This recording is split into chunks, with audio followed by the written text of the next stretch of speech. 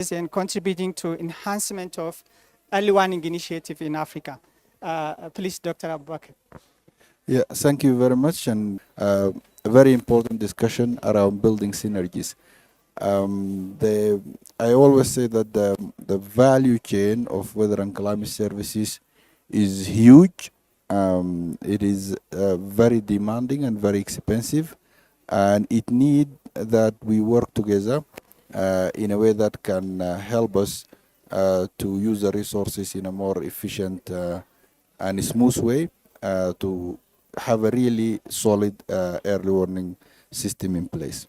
So that is what we try to do under the umbrella of the early warning for all. We work with, we lead together from WMO side with UNDRR, and then we are also working with ITU and other agencies, and then at other level we work with WMO regional climate centers and other regional specialized meteorological centers. So to your question about SOF, currently SOF is a process of supporting 24 countries in Africa. And 6 of those countries are from the IGAD region. So we have Ethiopia, Djibouti, Tanzania, Rwanda, Uganda, and Somalia. So those 6 countries from IGAD, or ICPAC, Horn of Africa, Greater Horn of Africa. And across all Africa, we have about 24 countries.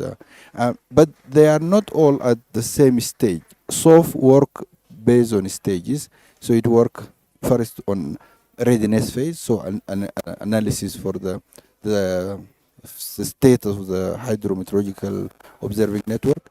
And then after this, it will come the next phase, which is the investment phase, where after the analysis, then money will be put and invested, and then the compliance phase, because SOF also require commitment from members to share from the country.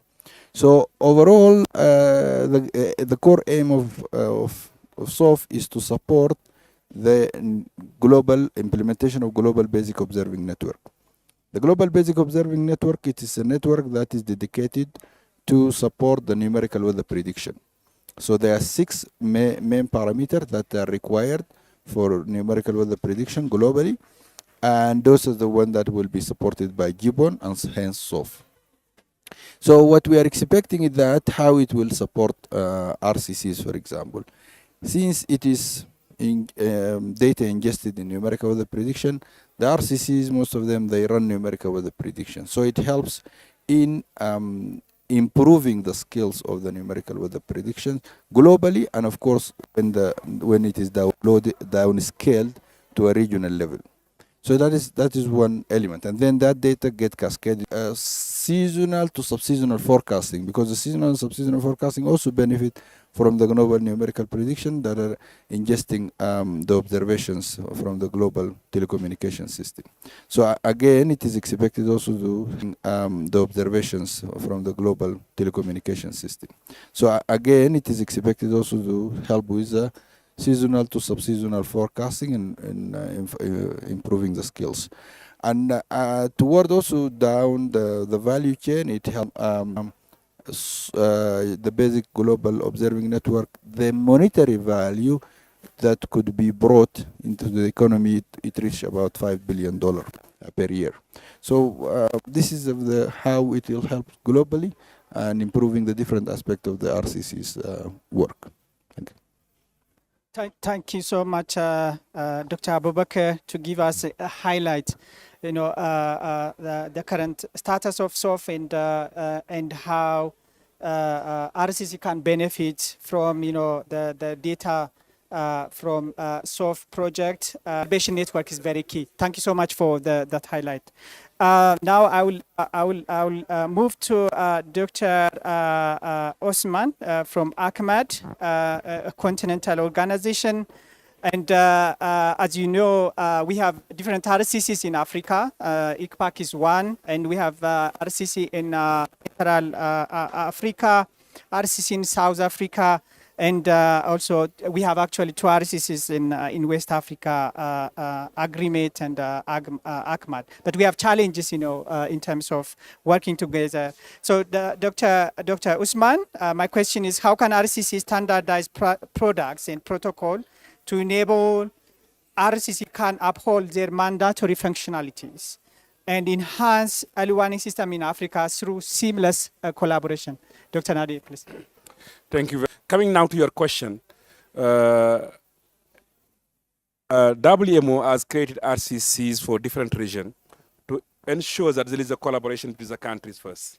And then AGMAT is having a continental mandate and having a role, of course, of coordination between the RCCs to ensure that there is a very clear, declination, WMO at the global, AGMAT at the continental, and each area in Africa, you have regional climate centers. Of course, we want to ensure that there is seamless in the space, so ensuring that nobody left behind, information is accessible to everybody, and also there is possibility of exchange. Exchange in terms of know-how, bulletin, whatever they do, ensure that one RCC can help the other RCCs, and ensure also we are doing well and it's success, or also failure. Failure also is important to know. And I think as a Director General of AGMAT has that role, that mandate, to ensure that things are working between RCCs and ensure also there is something at a continental level. If you follow AGMAT those last years, we were creating this Outlook Forum maybe at the continental level, ensuring all the RCCs, what they do during the season and also during the region, specific region, is centralized at the continental level. And to do so, we need to agree about different kind of metrics that we are using. So that's really important to ensure that it's standardized. Everybody can read it. And as you know, as climate, everything is standardized. Anybody can read any climate information and understand really what does it mean. So we are really here ensuring that everybody is doing it. Of course, all the RCs are not at the same level. Some are really advanced in terms of product, in terms of developing also climate modeling, accessing to it. Others are, starting a little bit. So we have that mandate also to ensure that those who need more support, we just support them little by little to ensure they come at that level. That's another mandate also. We just support them little by little to ensure they come at that level. That's another mandate for us. But of course, to coming to your question, it's important to ensure that everybody knows what they do and everybody are crossing. A country can be member of different RCCs. There is no problem for it. I mean, we understand everything because the bottom line is the hazards are not dependent of the places. I mean, we are affected by the same hazards. A cyclone can leave one area and go to another area. Perturbation, same thing. So we need to ensure that we are collaborating, we are exchanging information. So I think there is no problem. We are working for many years. There is no problem, I think. What we need now to do is to more collaborate each other. If you see very carefully, at AGMAT, we submit a proposal where all the RCCs are members. It's not the submission that is important for me as such to get the money, but to get to work together, to speak together. Another things that I've done since I arrived, I ensure that I visit all the RCCs. I start, of course, with AgriMed because we're not sure closure. And then I come to ICPAC. It was really great discussing with ICPAC, knowing what they do, and also signing an MOU with ICPAC to ensure that at least we have an agreement. We know who does well, and also we can also collaborate. I think we will do the same thing for all the RCCs, having an MOU. And the MOU will define exactly what we are talking about, who's doing what, and can collaborate. Looking forward now, I think we should right now ensuring any proposal we are working, we can do it together. Everybody can do part of it, and we want to ensure that everything is done, everybody not behind. Now the seamless in space, I think AGMAT should play that role. We are doing it under AMEWAS. We are ensuring that all those products developed by the region, if a region can do it, we are not doing it. We are just compiling. If a region cannot do it, also we try to do it. So that's how I see it. And looking forward, we're going to cooperate more. And we, AGMAT, are submitting a proposal, I think it's the last stage, where we think we should meet more often. And as a WISER coordinator, under WISER also, we look forward to do more workshop and to discuss what we can do together. Thanks very much. Thank you so much, Director, for giving us the highlight what ACMAT is doing to bring together different RCCs and sharing tools and knowledge. And we really appreciate the initiative, developing proposals so that, allow that RCC work together. I just want to inform you, Director, it supports coordination mechanism among RCCs. Thank you so much, Director. So let me now move to Dr. Hussein, the Program Manager for IGAD Climate Diagnostic and Prediction, ICPAC. Dr. Hussein, ICPAC is the first RCC to develop and operationalize objective seasonal forecasting methodology. What opportunities exist to share those tools and experience across RCCs in Africa? Furthermore, how can we leverage emerging technologies like AI and machine learning approach to further enhance the accuracy of our early warning system? Dr. Hussein. Thank you very much, Dr. Abubakar. Maybe before I respond to your question on what opportunities exist to share the tools that ICPAC developed with other regional climate centers, probably it is good really to highlight the advantages of this objective forecasting, why we move from this consensus-based forecasting approach to an objective-based forecasting approach. So as you know, WMO recommended the regional climate centers and also national met services to move from this consensus-based forecasting approach to an objective forecasting approach. So what are the advantages? One of the advantages of this objective forecasting technique is to come up with a forecast that is verifiable, traceable, and reproducible. So what does it mean? So if you look at, for example, the consensus forecast, it is available only in form of map. So you cannot use this forecast in application models. You cannot statistically verify this because it's not available in form of data. And also, if you want to trace back and see maybe the types of methods and also tools that used to produce this data, it is very hard to really get those information. So one of the advantages of this objective forecasting technique is the transparency and the reproducibility. So when you use objective forecasting approach, you know the type of models that you used, you know the types of method, the calibration method that you used. So anyone who used the same type of data and downscaling approach, she should come up with the same forecast. So that is one of the advantages. The second one is the verifiable. Verifiable means all these forecast products are available in digital form, so you can statistically verify these forecasts and get the accuracy of the forecast. Then these forecasts are also available in digital form, so you can easily use them in application models. So if you want to use them in crop model, in hydrologic model, you can easily use this forecast easily use the products approach. You use different downscaling techniques. Then later on, the experts come up and now agree on the outlook. But for the objective, once you have the tools in place, you can easily, quickly, and regularly able to produce the forecast products without that gathering and discussion. So those are really the main advantages of this objective forecasting technique. So ICPAC moved from this consensus to an objective forecasting approach in May 2019, and since then we were able to produce the forecasts in objective approach. So we used different downscaling techniques to produce the forecast, and we document the type of models and also calibration methods that we used in every seasonal climate outlook. So what opportunities exist to share these tools with other regional climate center? I think there are a number of opportunities. At ICPAC, for example, we have the yearly foundational seasonal climate prediction workshop, where we bring forecasters from the National Met Service in the region and take them through the tools, the data sets, and also the methods that we use.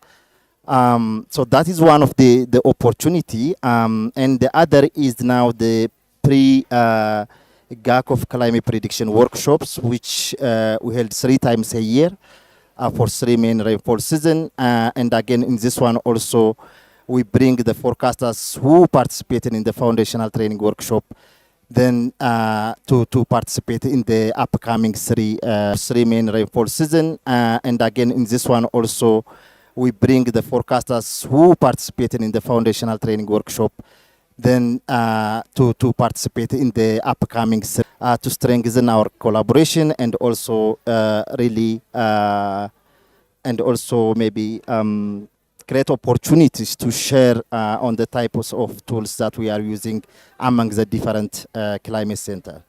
Since IGAD has that continental mandate, they can play a significant role in bringing the different RSCs together.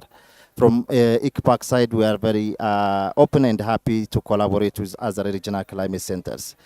And the other thing that I would like to highlight is and also on the type of tools. So the tools that we are using, they are open source. So there is no issue of really keeping these tools and methods only for the ICPAC region. We are open to share with the other also regional climate centers. Yeah, coming back to your question on the AI, and of course AI is one of the emerging issues. So at ICPAC, we are currently implementing this an AI model in collaboration with the National Met Services in the region and also University of Oxford on a weather timescale. So there are some promising results on that, but we have to explore this one now on subseasonal and also seasonal timescale.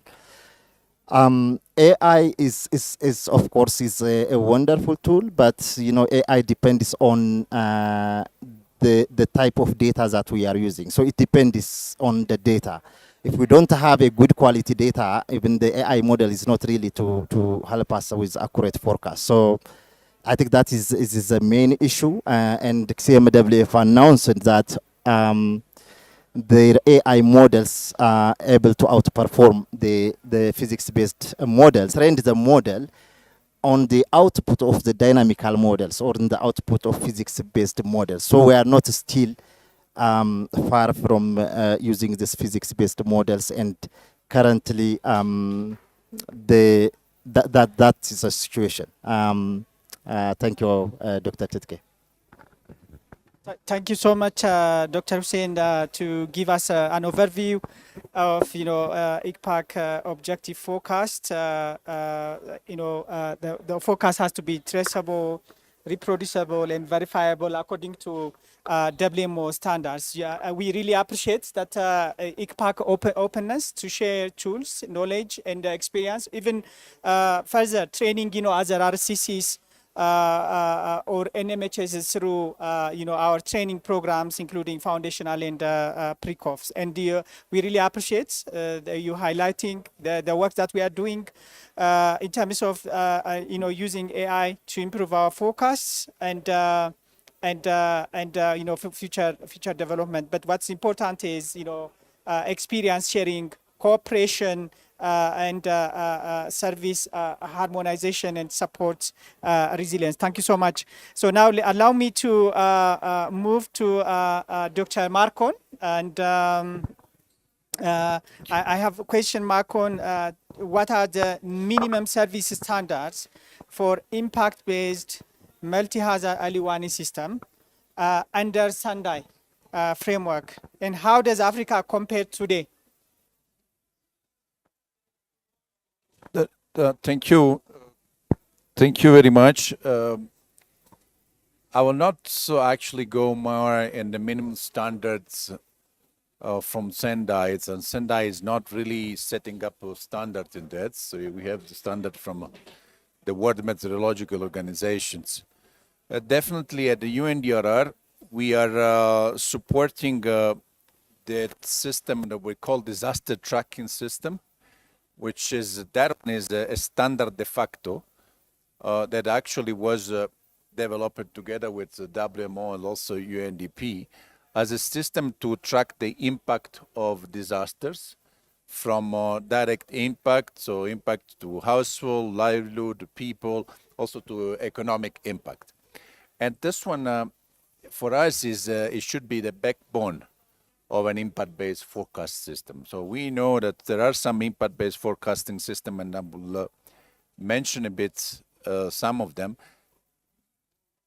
The understanding what are been the impact in the past is, of course, something very important, and we try to simulate what was the past to predict the future. So the disaster tracking system is a system, is open source, is available to any countries. We're also looking forward to work with the regional climate center to host the system if the country is also allowed. For us, it's very important that those data are coming from national institutions. There are many disaster loss database around, but the disaster tracking system has the very specificity that the data on the losses of disaster need to come from the government. And that's for us is one of concrete tools that we have developed with methodology, with training, and so on. We're happy to work on that. You mentioned on impact-based forecast. I just want to highlight a few of the things that we are doing. We are working hand-to-hand with IGAD on an impact-based flood forecasting system, where as a UNDRR, we are working more on the risk modeling approach. We have different methodology for the impact-based forecast, that we can just forecast what is, we call this the hazard, the amount of waters that is coming. This one is the work of a hydrologist. But what is very important, that we combine the hazard with information that's what is going to be affected and what is the vulnerability of what is going to be affected. Technically speaking, exposure and vulnerability data. And that's where our expertise as a risk modelers come in. With IGPAC and United Nations University and Chima Future, and it combines information from the hazard with exposure and vulnerability data, especially for Kenya and Ethiopia, that are the two pilot countries. Forecasting for short terms, not only, as I said, the amount of water, but more importantly, what are the impacts in terms of crop production, in terms of people affected, in terms of vulnerability of infrastructure, and so on. And this data can inform the early warning system. In terms of technology, yes, also for all the AI community in that. So Google is promoting a flood forecasting system at a global level. That when we talk of early warning, we need to have the public services on charge. They have the responsibility to inform and alert the population. So how we can use also information that are coming for such a big tech is something that I think we need to reflect. Other two things I think are critical on the impact-based focus. Some of journalists trying to really cascade those information are coming for the seasonal forecast to more the decision maker and the different community.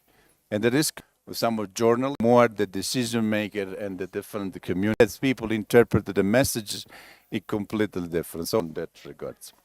But even before going that, what I think is important is also the co-production process. So the co-production is not a process that everybody has the same responsibility. We all know. As we all know, the meteorological services has the responsibility and a mandate of meteorological forecast. We all know that hydrological services has the responsibility for hydrological forecast. But when we say co-production also with disaster management authority means really to have those community to speak the same language, and to transform scientific and technical information in something that should be actionable. The co-production is the easiest way to do that, is to have people on the same room, on the same seat, to speak the same language. So, and to transform those technical information into information that goes also to the different audience. I think I will stop here, and I don't know if I answered to your question when we talk about impact-based forecast. So it's not only a matter of technology, it's not only a matter of capacity, it's not only a matter of a mandate, it's all together. It's all these things together. Thank you. Yeah. Thank you so much, Dr. Marcon, for giving us, the work that is undertaken by UNDRR and the focus on impact-based forecasting and the tools that you have developed, disaster tracking system. When it comes to impact-based forecasting, information in the past is very key in vulnerability and exposure. But I think this system will be really crucial for improving our impact-based forecasting. As you also highlighted the importance of communication and co-production, which is really a key, co-producing with disaster experts, and then further transform that into the users is very, very important. We really appreciate Dr. Marcon. So that is the first round of question. We are going back to a second round question, and I will go back to WMO, Dr. Abu Bakr. So the second question, Dr. Abu Bakr, that I'm going to pose on you is, currently with NORCAP, WMO is developing a clean web system. Also, there is also another tool called CAP, and supporting, NMHS to disseminate their information and also kind of share whatever that they are producing to their people. So how can those systems be linked with other platforms, as you have heard of Dr. Nadir and Dr. Hussein, also Dr. Marcon. We all have our systems. So how can we link those systems to other platform, existing platform, and scale that across Africa, and of course contribute to early warning for all initiative. Thank you, Dr. Abu Bakr. Over to you. Yeah. Yes, thank you very much for the question. Yeah, just to complete my answer in the previous question before I come to this one, that on the data, there is, of course, availability of the data. Some incitement came to my mind when Dr. Hussein was talking, which is adding more data will of course will help with the verification of the models, whether they are the numerical prediction models or the climate models or even new emerging AI models. And then SOF also, and for those who are not getting the term SOF, we're talking about the systematic financing observation facility. It's like a funding mechanism for meteorological infrastructure. So it helps also with the data quality, because data that is not well verified and not instruments that are not calibrated are not yielding. They are not. This is not the type of the data that would help and improve the forecast. So those are other elements that can help. Also improving gridded data, gridded climate data. So all those are package related to the data. So and now we are working also on another network that to improve, particularly for warnings, to support early warning system, which is we call regional basic observing network. This is a network directly dedicated for priority hazard based on the area of the interest. So it will complement what is GBON, the Global Basic Observing Network, is providing. So to close the gap in the issues related to data. So now I'll go to your question around the tools that we developed and we offer to the national hydrometeorological sector in Africa. This is an initiative with NORCAP as a partner on it.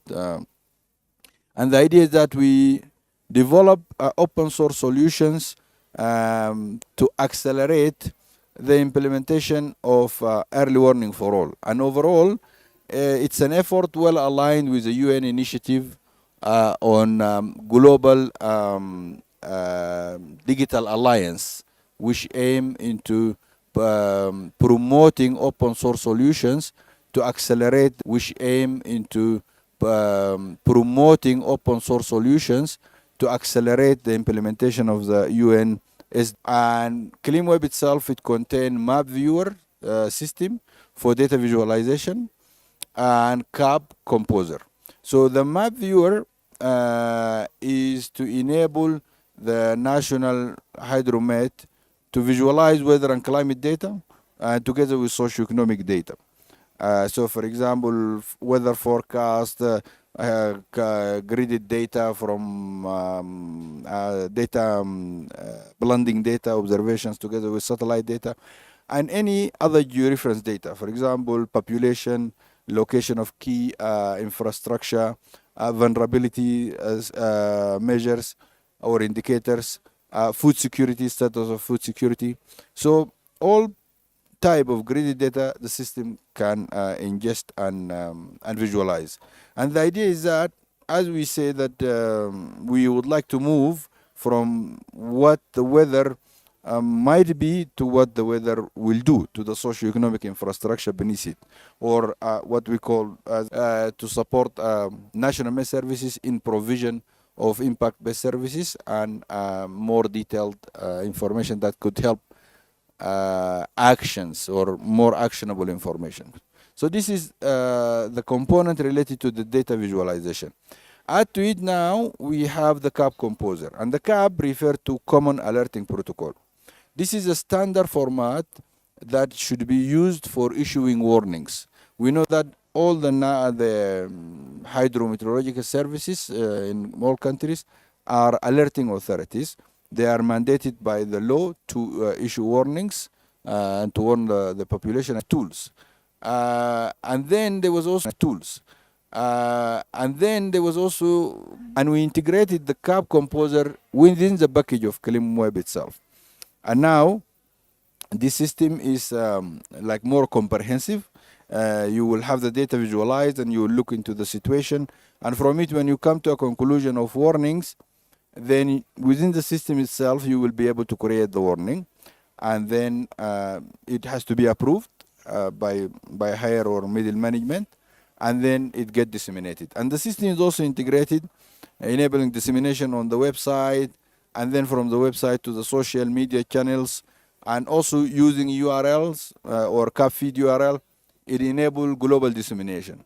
Now we are working with Google closely that the public alert on Google search engine, on other Google platform, for example, Android, those Android mobiles. So this is a tool. Beside them, we have another tool that facilitates data transmission. We call it automated data loader. So it's a full support along the whole value chain, from the data collection, data sharing internationally, and then access to the forecast using APIs, and then the dissemination of services. You cannot do anything alone. And as we say, if you want to go far and reach really a more advanced level in the system itself and more comprehensive, you need to go with others. You need to go together.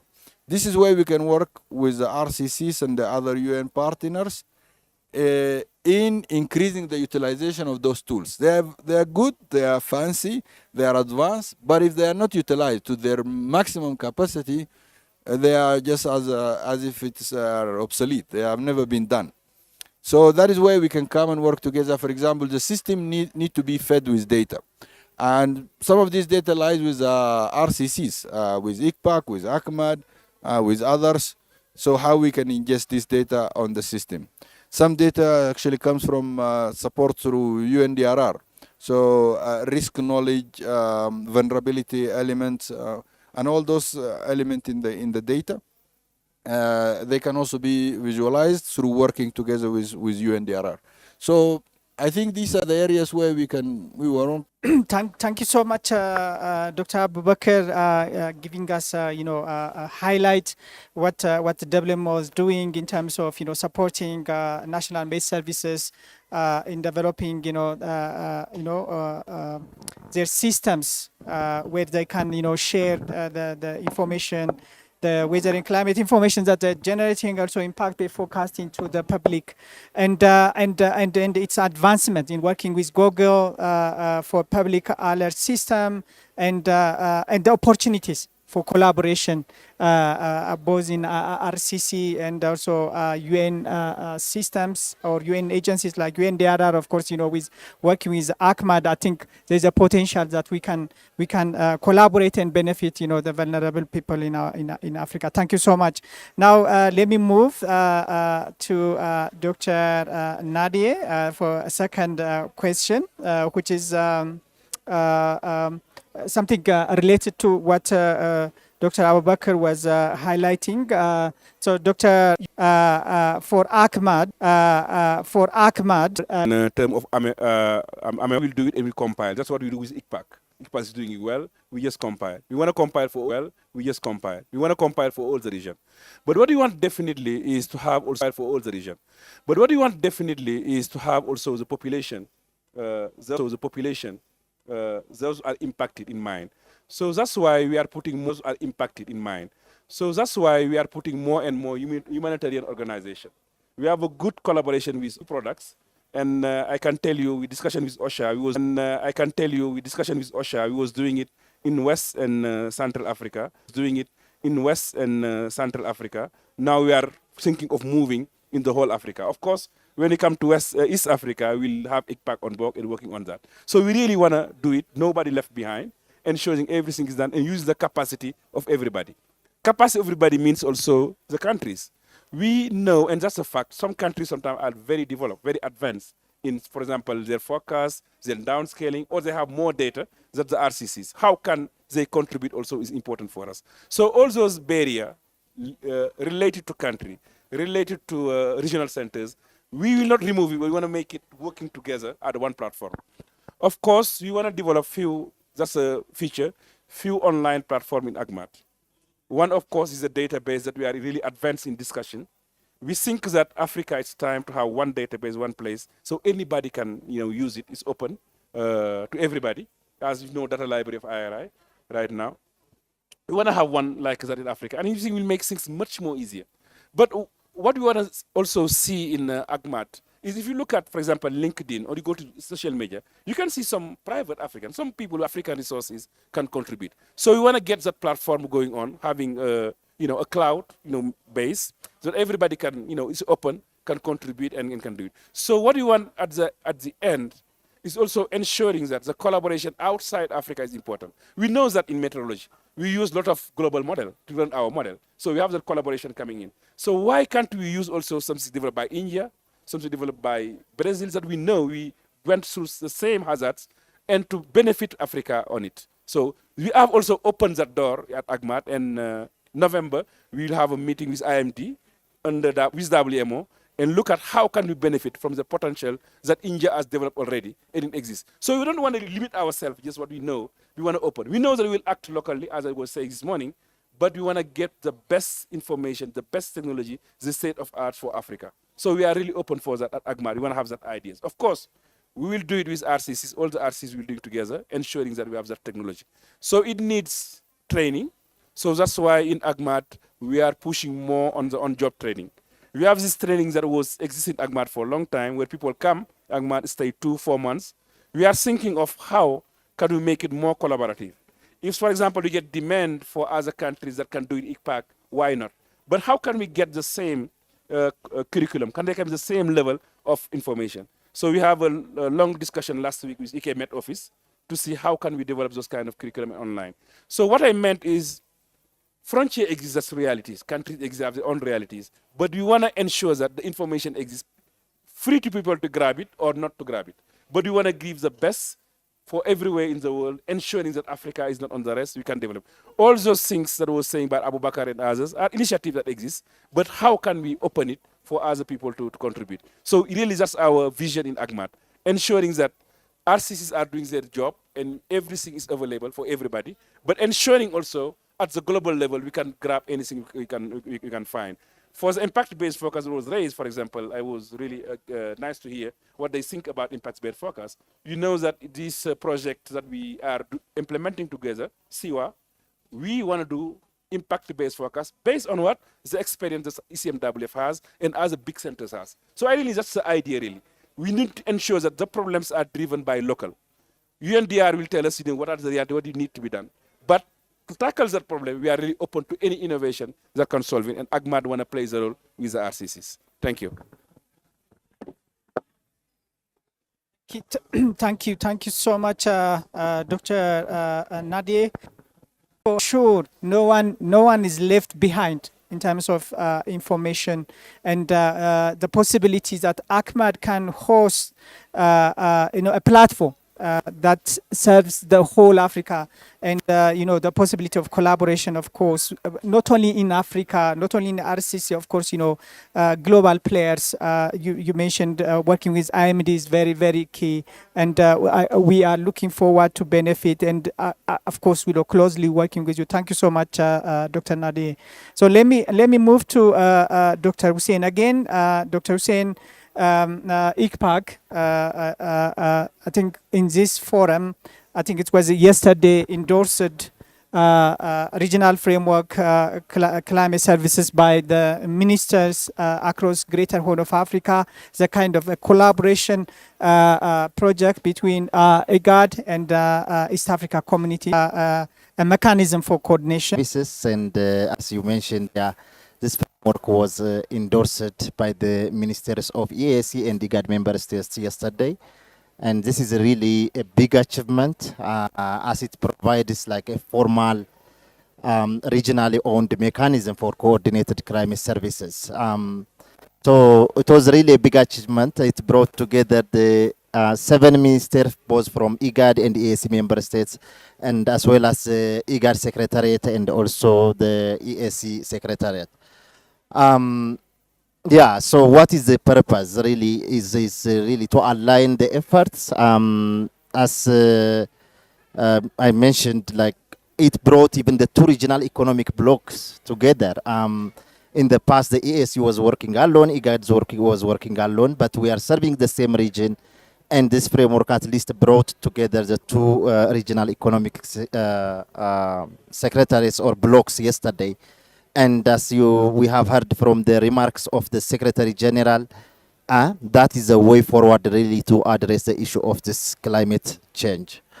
So that is one of the advantages. The second is really to promote the co-production and also the collaboration. This is also very key. And the regional framework also, it will be like a political or a technical instrument to mobilize resources. So these are the main advantages of the framework. And we have gone through different processes really to reach at this stage. First, we had this a number of stakeholder engagement with both national and regional institutions to identify the existing services, to identify the gaps and also priorities that we need to address together. Then, so what was really the key issues that were identified was like there were a lot of duplication of efforts in the region in the area of this climate services. So this framework will able to address that one, and the other issue was again uncoordinated actions. There are different organizations again trying to address some of these climate change issues. They are not well coordinated. So if we bring these resources and the efforts together, we can maximize really the impact and we can address the issues together. So the framework, it identified priority. So the framework, it identified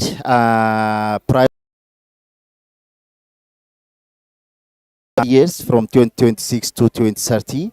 So it identifies 7 priority objectives, starting from actualizing this framework. So it has its own governance structure, at higher level, the inter-rec committee on policy. This includes ministers for the meteorological, responsible for meteorological services, the IGAD secretariat, the EAC, and at lower level we have the technical steering committee, includes the directors of the MET, of course the IGAD, and also WMO regional office. The global framework for climate services, including the issue of this user interface platform, climate information system, and also the observation gaps that was mentioned earlier, and the capacity development, and then how it really contribute to the implementation of the early warning for all initiative. So if you look at again the key pillars of the early warning for all initiatives. So there's one on disaster risk knowledge, and the second is on observation, monitoring, and forecasting. You have the communication, dissemination, and last on the preparedness and the action. So if you look at all those, the 7 strategic objectives that has identified, they are very much aligned with those one. So there is a component addressing the observation network, supporting the national met services, really to increase the number of stations. There is a component dealing on the development and also implementation of the national framework for climate services. There is a component focusing on enhancing the use of this climate, the number of stations. There is a component dealing on the development and also implementation of the national framework for climate services. There is a component focusing on enhancing the use of this climate information. There is a component dealing on building the capacity of the key stakeholders in the region. And also the communication dissemination part is there. So the framework was endorsed and launched yesterday. The initial plan was to endorse it in this second Africa Climate Summit and to launch it in COP30, but the framework was endorsed and also launched yesterday. So the framework was signed by the 2 executive secretaries, the IGAD executive secretary and also the general secretary of the East Africa community. And the communique was signed by the IGAD and EAC member states, the ministers responsible for meteorological service. Thank you. Thank you so much, Dr. Hussein, for additional information. I think it's a big achievement. I think we need to congratulations. There has been many people who have been working behind, including my colleague Kalistas is here. Congratulations for that. So let me, because of the time, let me go to the final question to Dr. Marcon. A couple and think this one is also, those are the initiatives that are concrete, that will have an impact. All the product for IGAD that are now, they are very advanced, how innovative next session. So here I just announcing today more on the technical level. Congratulate also to endorse 4 months in advance, 2 months in advance, the regional framework for climate service. That is the spirit. We need the race for implementing early warning for all, early termination. Yeah, thank you, Dr. Marcon. I absolutely agree, and with you, can this time play a role, as you have already mentioned, a way forward? How can this dialogue put into or contribute into COP30? Actually, I'm really jealous. This is AGMAD role. It's really great. So we are really grateful for that. We need this kind of collaboration. Africa need to speak on one voice. If I have one word, and many opportunities for work. Remark by Dr. Hussein. Yeah, thank you very much. I don't really want to say much. Thank you very much. I don't really want to say much. Addressing the same thing. Our ultimate goal is to build resilience and all thing. Our ultimate goal is to build resilience and all mandate. And let me thank everyone and especially work together.